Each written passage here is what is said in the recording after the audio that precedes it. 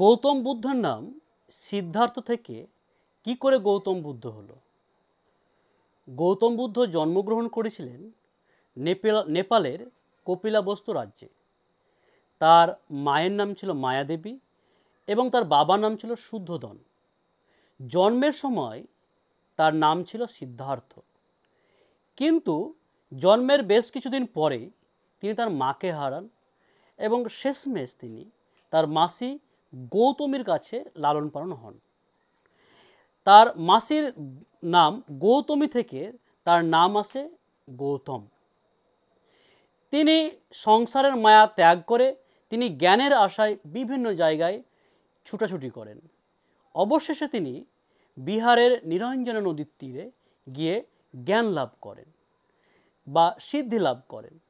তারপর থেকে তার নাম গৌতমের সাথে একটি টাইটেল যুক্ত করা হয় বুদ্ধ। বুদ্ধ শব্দের অর্থ হলো জ্ঞানী। ঠিক এইভাবে তার নাম সিদ্ধার্থ থেকে গৌতম বুদ্ধ হয়েছিল।